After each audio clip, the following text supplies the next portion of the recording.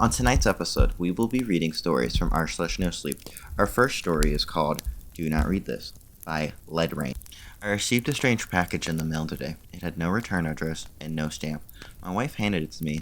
She received an identical package. We opened them and found a small book inside both. The same book. We never ordered these, but they were addressed to each of us specifically, so it can't be a mistake. The book is titled Do Not Read This. The title is in bold red letters on a black cover. Nothing on the back, no author or anything. It feels kind of leathery and high quality, probably expensive. Luckily, they wrote the instructions right in the title, so I just shoved it in the desk drawer. Anyone else get one of these? Update: a lot of people were out sick at work today, including my friend John. Is it flu season already? The rest of the guys and I went for drinks after work. One of them mentioned the book. He got the same one we did. Amazingly, it turned out all the other guys got one too. This quickly became the main topic of the night. It seems like some kind of mass-scale prank, or maybe some bizarre advertising scheme. I don't know why anyone would do this in our part of town. There's not a lot of money here. Weird. I'm not falling for it though. Maybe later I'll sell it online. I saw the news this morning, just like everyone else. Yes, the black book I've been posting about is some sort of national security threat, which is extremely hard to believe. They're apparently telling us not to read it under any circumstances. Why? I don't know. Luckily, I haven't touched it, but it's apparently related to a bunch of disappearances. My boss is telling me and everyone to stay home today. We're too understaffed. A coincidence? I can't reach my friend John. He's not picking up. What is going on? My wife can't go to work either, so we spent the day trying to figure out what's happening. We saw the video that's been posted everywhere with the lady reading the book. In case we haven't seen it, she opens the book and starts panicking almost immediately, looking like she was about to get up. She calmed down after staring at the book for a while and went back to reading. The video sped up a bit until she got close to the end, where she started panicking again. When she flipped to the last page, she started screaming. It made me jump with how loudly she screamed. It seemed almost fake, but the terror on her face was disturbing as hell. She suddenly disappears afterwards, which again seems pretty fake. A green screen? Maybe. I got laughed at by my wife when I jumped. She must enjoy these kinds of things, but I didn't think it was funny at all. She joked about my reaction and tried to get me to laugh at the bad acting, but I couldn't get the horror on that lady's face out of my head. My wife asked if we should just read the Please Don't Do This book and get it over with. Wait, why did she call it that? Her book clearly had the same title as mine, but I'll look at it again tomorrow. Anyways, I told her it was an absolutely terrible idea, at least until we know more. I don't really want to take any risk. As anyone here actually read the book, I'm getting spooked after watching this video. This is serious now, and I need help. I woke up last night to an ear-piercing scream. My wife wasn't in bed, and I ran through the house looking for her. She's gone. I don't know where she put her book, but I can't find it. So I don't know if she's read it or not. I'm calling everyone to see if she went somewhere. Her car is still here. If you know where she is, please update me immediately. Update: it's been a week since I last saw my wife. I'm losing hope. I think she must have read the book. The streets are almost empty now. Nothing is normal anymore. Most of my family isn't answering calls, and I still haven't been called back to work. Not that I would go. Watching the news is like doomsday unfolding in real time. Everyone is going crazy. I just want to find my wife. This doesn't seem real. If you have any information about where my wife is, please, for the love of God, message me. Update: I've been sitting in front of my computer for God knows how long. I can't watch the news anymore. I can't really bring myself to do much of anything anymore. I don't know why I'm even posting these updates. All I can think about is the book. Would I die if I read it? Would it find my wife? I can't bring myself to take it out of the drawer. My wife will come back soon. I can't give up yet. Please, please, message me if you've seen her. It's hopeless. No matter what's inside, no matter what happens, I have to read this book. I'm opening the drawer. Once again, I'm holding it. Do not read this stands out in red on the small, pitch-black cover. My heart is pounding. It's covered in some sort of weird leather. It feels like I'm touching cold human skin. I open it. It says, I received a strange package in the mail today. It had no return address, no stamps. My hands are shaking. I flip through the pages. This is impossible. It's my own writing. It's everything I've written since the start. Every sentence, exactly. Possibly even these words. If only I had the courage to read the last pages. Even more terrifying is that it is in my own handwriting. I typed this online. So how could it be my handwriting? It's too much. I can't bring myself to read it anymore right now. I closed the book and put it on my desk. Maybe after I calm down, I'll try to read the end. I've been thinking about the book, about everything I don't know, and the questions that I desperately need answers to. People reach the end of the book. They scream hysterically. They disappear. Why? What's actually happening to them? What if someone can't read? Would it be pictures? What if they're blind? Who wrote this? What's the purpose of these books? How is it my writing? Where did it come from? How can someone deliver all these books without being seen? Where is my wife? Why me? Why? I am praying that these answers are on the last page. I can handle one more moment of fear if it means I might see my wife again. I can't live without knowing. I have to read. I'm picking up the book again. I don't know what's going to happen. I'm almost paralyzed with fear right now. Even though I'm so close to getting answers, I can barely type this with my fingers. They're shaking all over the place. Everything up to the last entry was in the book. These words are the only ones not written on the pages. There are 3 additional sentences near the very end. Something I never typed or wrote. It's in my handwriting, though. 3 sentences in the center to the second to last page. There's nothing else on the paper. It says, I read the last page. I finally understand. Do not read this. I've come too far to stop now. I have to learn the truth, no matter what it is. I can't go on like this. I need to find my wife. I'm turning the page. The next story in tonight's video is called If You Ever See a Gas Station That Says, Last Stop for 70 Miles. Keep Driving by Wistow. I was about 4 hours into a 6-hour drive when I realized I needed to stop. Not just for gas, but because I was falling asleep at the wheel. My eyes kept drifting shut for half a second at a time, like when you blink and you're suddenly 50 feet down the road. I turned up the music and rolled down the windows, but the cold air only helped for a few minutes. I needed caffeine. The highway was empty. I hadn't seen another car for at least 20 minutes when I saw the glow of a gas station sign up ahead. I felt relieved. It was one of those old independent places, not a chain. The kind that looks like it hasn't been updated since the 80s. A single building with 2 pumps out front and a hand-painted sign that said, Last Stop for 70 Miles. I pulled in and parked at the pump. The lot was empty, except for a beat-up truck parked around the side of the building. I figured it belonged to whoever was working the night shift. I got out, stretched my legs, and filled my tank up. I paid at the pump and headed inside. I should have just gotten back in my car and left, but I needed that coffee, and I needed to use the bathroom, so I walked inside. The store was small, a few aisles of snacks and car supplies, a coffee station in the back corner with those glass pots that had probably been sitting on the burner for hours, a cooler full of soda and energy drinks along the back wall. The lights were that harsh fluorescent kind that made everything look slightly off. The attendant was behind the counter. He was maybe 50, with thinning gray hair, and a face that looked like it hadn't slept in days. He had the TV on, some late-night infomercial with the sound turned down really low. He looked up when I walked in, and something in his expression changed, just for a second, like he was surprised to see me, or worried to see me. Evening, he said. Hey, just grabbing a coffee. I walked to the back and poured myself a cup. It was burnt and bitter, but I didn't care. I just needed the caffeine to get me through the next 2 hours. I grabbed a candy bar too and brought everything to the counter. The attendant rang me up slowly. He kept glancing past me, towards the window, towards my car. Driving alone, he asked? Yeah. Long trip? Few hours. He nodded but didn't say anything else. He was staring out the window again. I turned to look, but there was nothing out there. Just my car at the pump, the empty highway beyond that. Something wrong, I asked? He looked at me for a long moment, then slid a piece of paper across the counter. A napkin. He had written on it, in pen, You're being followed. Don't go back to your car. I stared at the napkin, then I looked back up at him. His face was completely serious. What are you talking about? He held up a hand. Keep your voice down low. Look at the monitor. He pointed to a small security screen mounted on the wall behind the counter. He showed a black and white feed of the parking lot. My car was there, and someone was standing right next to it. My stomach dropped. The figure was on the passenger side, just standing there, facing the store. I couldn't make out any features. They were wearing dark clothes, and their face was in the shadow. I spun around and looked out the window. There was no one there.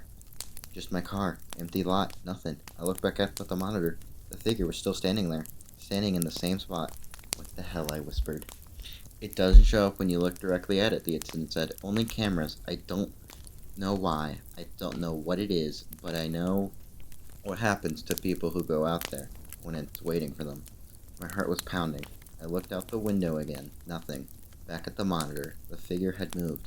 It was closer to the front of my car now, still facing the store. This is insane, I said. This has to be some kind of trick.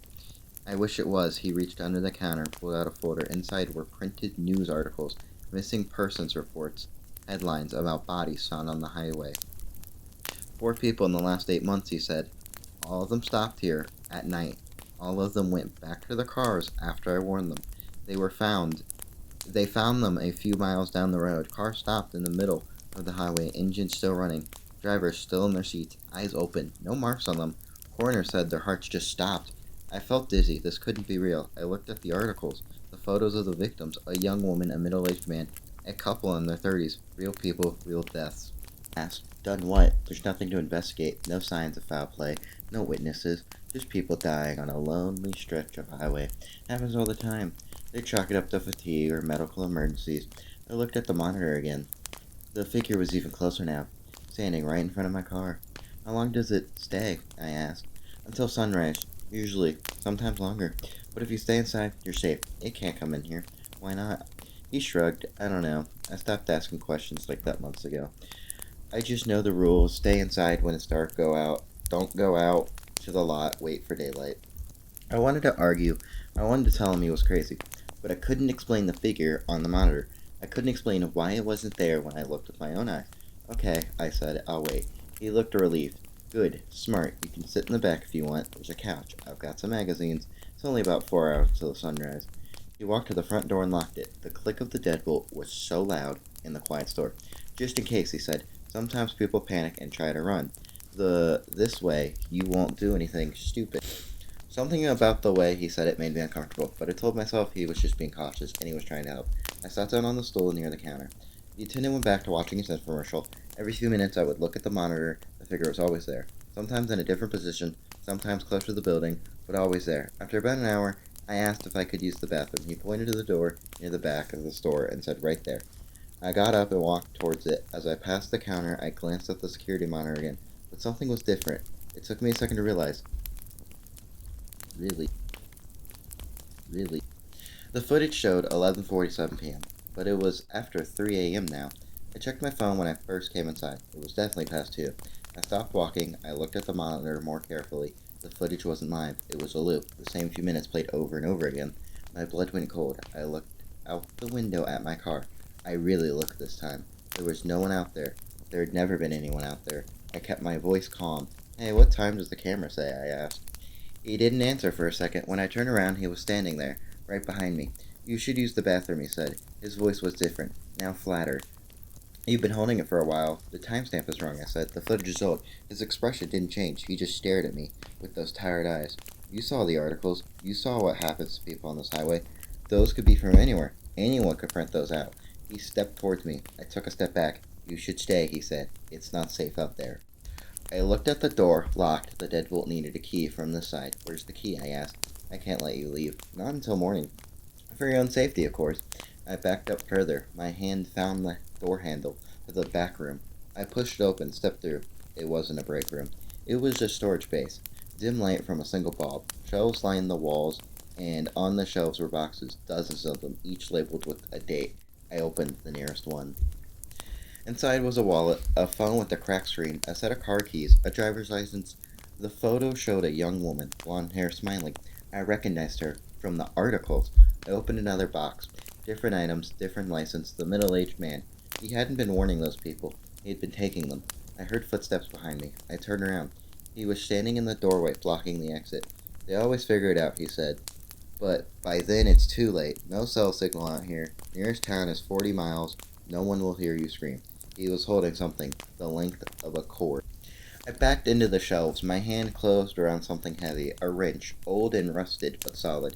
You don't want to do this, he said. It'll be easier if you just cooperate. He stepped forward. I swung. The wrench connected with the side of his head. He staggered sideways and hit the wall. I didn't want to see if he went down. I ran past him through the doorway into the main store. The front door was still locked. I grabbed a stool from the counter and swung it at the glass window. It cracked but didn't break. I swung again and again. I could hear him behind me, getting up and cursing at me. The third swing went through. I knocked out the remaining glass with the stool and climbed through the window frame. Shards cut my arms and leg, but I didn't care. I dropped onto the pavement outside and ran for my car. My keys were still in my pocket. My phone was still in the cup holder where I left it. I got in and started the engine. In the rearview mirror, I saw him stumbling out through the broken window. I floored it. I drove for an hour without stopping. When I finally pulled over at the rest stop, my hands were shaking so bad I could barely hold my phone. I'm sitting in my car now. Doors locked, engine running. I called 911. They're sending someone to the gas station. They told me to stay where I am and wait for an officer to come take my statement. I keep checking my mirrors. I keep expecting to see someone behind me. The sun is coming up now. I can see the sky turning gray. I should feel relieved, but I don't. Because when I climbed through that window, when I ran to my car and looked back at the store, I saw the security monitor through the broken glass. The figure was still on the screen, standing in the lot, but it wasn't by my car anymore. It was standing exactly where I had been standing when I broke the window. I don't know what he had playing on that monitor. I don't know if it was really a loop or something else entirely. I don't know if he made it all up to scare people into staying or if there was some truth buried under the lies. All I know is I'm never driving this highway again. And if you ever see a gas that says, last stop for 70 miles, keep driving. Whatever is waiting there, you don't want to find out. My job is sorting letters to Santa. There's only one rule. By extra evening, 9354. I worked at the post office 2 weeks ago. That's not a euphemism, and it's not meant to sound mysterious. I've been there since I was 21, sorting, scanning, and moving things from one place to another, so other people can forget about them. It's stable work, quiet work, the kind of job nothing interesting is supposed to happen. Every year, around mid-November, I get rotated in the seasonal role. Officially, I'm assigned the No Response Division. Unofficially, I'm the person who sorts the letters addressed to Santa that will never receive an answer. Most people don't realize how many of those come in. Kids still write physical letters, parents still encourage it, schools still make it an activity. By the time those envelopes reach us, they're already dead ends. Addresses that don't exist, names that aren't real, return labels written in blocky pencil handwriting. The machine flags them automatically. They get pulled before routing and dropped into our department. We don't respond to them. We don't forward them to charities. We don't read them in full. That last part is the rule. It's been a rule since the 90s. According to my supervisor, long before I started, long before she did, the explanation they give during training is simple and rehearsed. Children sometimes write about personal matters in their letters. Family issues, home situations, it's not our place to read. Private information, that wasn't meant for us. So we skim. We confirm its address to Santa, stamp it as a no response, log it, and file it away. You're allowed to read the opening line, maybe two. You're not allowed to finish it, ever. People joke about it the first year. They think it's a superstition or some old HR leftover nobody bothered to remove. Somebody always asks what if you do finish one. The supervisor will never answer directly. She just says it results in immediate termination. I believed that was all it meant for a long time. I stopped finding the rule funny 3 Christmases ago. That's when I learned what happens after termination. It's a tight-knit secret among people who get roped into it. You're only told after everyone thinks you won't say anything to anyone. They don't escort you out with security. They don't make a scene. You're told to gather your things and leave the building. Your credentials are deactivated sometime later that day. Your access to internal systems disappear. So everyone else, it looks like you quit or got fired for something mundane. What happens next isn't in any handbook. It starts the same way every single time. Within a day or two, the person mentions they feel watched. Maybe they laugh it off at first and blame stress. Then they describe something taller than it should be, standing too far away to make sense. A shape, a silhouette that doesn't move when they move. By the 4th or 5th day, they stop laughing. They all describe it the same way. A black figure, at least 12 feet tall, proportioned wrong, hand stretched to its shins, standing upright, like it's pretending to be human. It wears a Santa hat, a real one, red, white trim, cheap felt. The hat never changes. It never falls. It never reacts to weather. It doesn't chase them. It doesn't speak. Every day it's a little closer. It can stand across the street at the end of the grocery aisle, on a sidewalk in full daylight. Other people walk through it like it isn't there. Nobody notices. Nobody reacts. That's how they know it's only meant for them. The stalking lasts 12 days. On the 13th day, they die. The post office doesn't acknowledge the connection. Officially, those people suffered unrelated accidents or medical emergencies. Unofficially, nobody in no response breaks the rule anymore, except I did, because some of the letters aren't normal. Every once in a while rare, but often enough that we dread it, you find a crumpled up envelope sealed with red wax instead of glue. No postage, no return address, just a name written carefully in pencil, as if the writer didn't want to risk spelling wrong. Those letters are the reason the rule exists. We're meant to set them aside in a locked drawer and alert the supervisor immediately.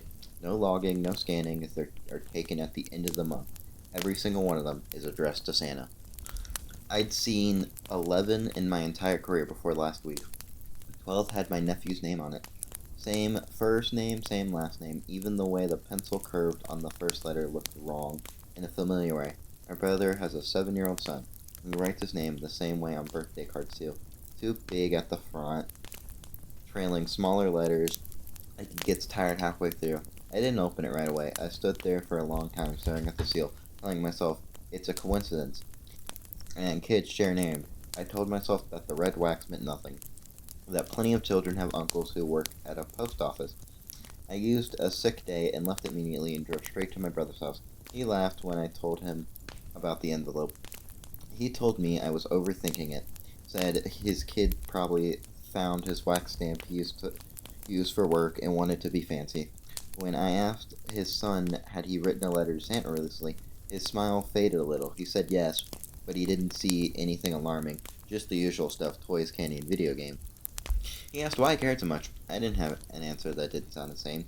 That night, I dreamed about the drawer at work. It was open. The letter was gone. The next morning, I broke the rule. I told myself I would read enough to confirm it wasn't really his. I told myself I'd stop if it got personal. I told myself I would finish. I was wrong. The letter was written in pencil. Neat but deliberate. No spelling mistakes, no childish phrasing. It thanked Santa. It thanked him for the last gift.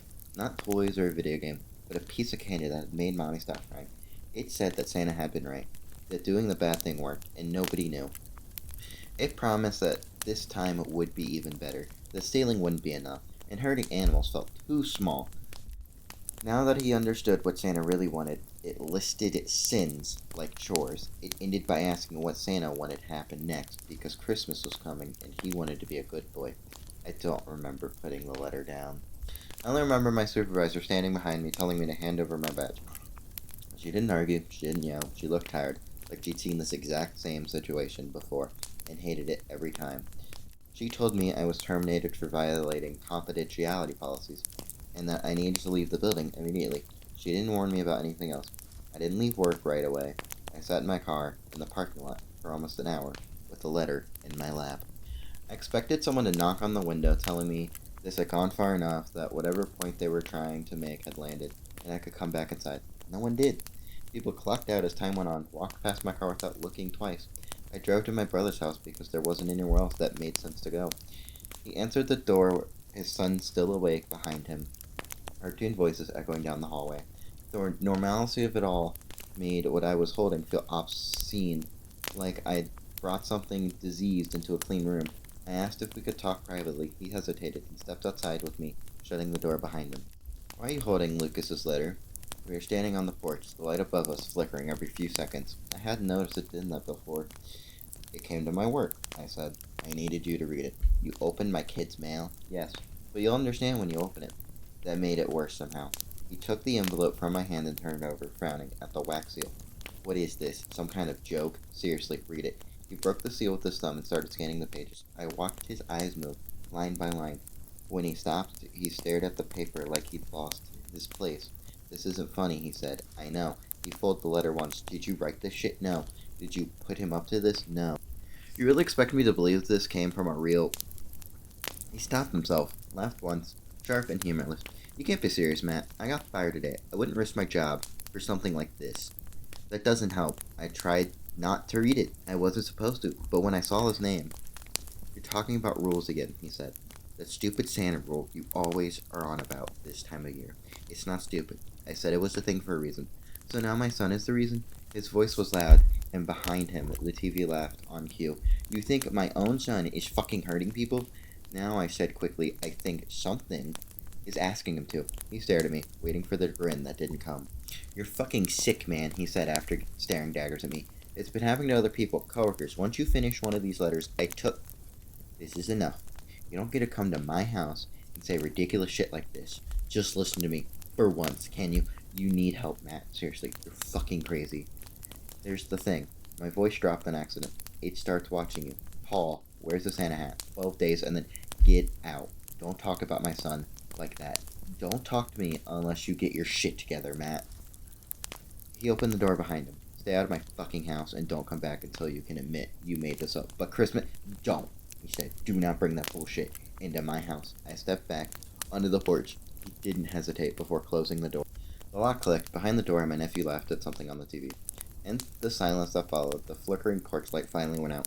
At the end of the street, something tall stood perfectly still, waiting. I left my brother's house, not taking my eyes off it. When I got home, it stood across the street from my apartment, partially hidden by a lamppost that only reached its upper thigh. The Santa hat sat perfectly on its head, bright red against a body that swallowed light. I didn't see it move. I watched it from my living room window until my eyes started to hurt, until my reflection layered itself over the dark glass and made me doubt the shape even existed. When I looked away and looked back again, it was still at the end of the street, standing there, just past the stop sign. Cars drove past it without slowing. Headlights cut through its legs and came out the other side, unchanged. A woman jogged directly into the space it occupied, earbuds in, breathing fogged air. She never noticed the height of the thing she passed. That night, I didn't close the curtains. I wanted to know if it would approach while I slept, if it only moved when I wasn't looking. It didn't move. The Santa hat was the brightest thing on the street. On the second day, it was closer. It stood across from the building beneath a street lamp. The light didn't reveal anything, only traced its outline like something pasted onto the world. I left early before the sunrise, telling myself that if I passed it quick enough, I could prove it couldn't interact with me. As I walked, I felt pressure behind my eyes, like I was remembering something I'd forgotten. It lasted less than a second. When I turned, it was still behind me. The third day, it was in the parking lot. It stood between my car and the exit. I walked around it without stopping. I remember feeling angry more than anything. Anger that it was allowed to exist like this, violating the basic rules of proximity and consequence. A man leaned against my car to tie a shoe. His shoulder passed through its leg without comment. For a moment, by habit, I drove towards the post office, before remembering I no longer worked there. On the fourth day, it began to appear indoors. I saw it at the end of the frozen food aisle, its head nearly touching the hanging signs. People pushed carts through it. A child ran past me laughing when the cold air hit their face. I left my groceries and walked out. That night, Christmas music started to feel like a warning. On the fifth day, it followed me to my brother's street. It stood on the sidewalk in front of his porch, feet almost touching the steps. I watched my brother walk through that spot later, holding his son's hand. Not slowing, not noticing. The porch light turned on, the door closed. The thing didn't leave. On the sixth day, I stopped trying to explain. I called the non-emergency line, a therapist, anyone who might give this a shape that wasn't fatal. I talked about the stress, unemployment, anxiety. Everyone heard exactly what they wanted to hear. That night, it stood at the edge of my building's lot, closer than before. I closed the curtains for the first time, and still woke up convinced something rushed the walls. On the seventh day, it was in the elevator to my apartment. The door opened and it was already there. Folded just enough to fit, a woman stepped in beside me, leaned against its leg without realizing. Frowning slightly at the unexpected cold, I got off 2 floors early. The rest of the ride creaked like it was carrying more weight than it should. On the 8th day, it appeared in reflections first, in the dark screen of my phone, and the microwave door, always behind me. When I turned, it was in the room where it needed to remain, just out of reach. I never heard it breathe. On the 9th day, it stopped giving me space. I turned corners and almost walked into it. I started holding my hand out in front of me, afraid of colliding with it, like misplaced furniture. That night, it stood at the foot of my bed, leaning forward just enough to make the Santa hat dip. I didn't sleep. On the 10th day, I tried to leave the city. I drove until the roads thinned and the lights fell away. I locked myself in a rest stop bathroom just to breathe. It waited by the sink. I turned around and went home. On the 11th day, it no longer followed. It waited places before I arrived, positioned where it made sense, like it had always been there. If it has eyes, I never saw them. If it has a face, I don't think I would survive seeing it. On the 12th day, it stood in my bedroom. Not at the foot of the bed, closer. It bent at the waist until its head filled my vision. I smelled wax. I smelled paper. The Santa hat slid forward just enough that I thought I might finally see what was underneath. Then it folded itself back into the corner, impossibly small, waited with me until the morning. Tomorrow is the 13th day. He's standing just a few feet in front of me now. I'm going to die tomorrow night. I need help. Anything. Please.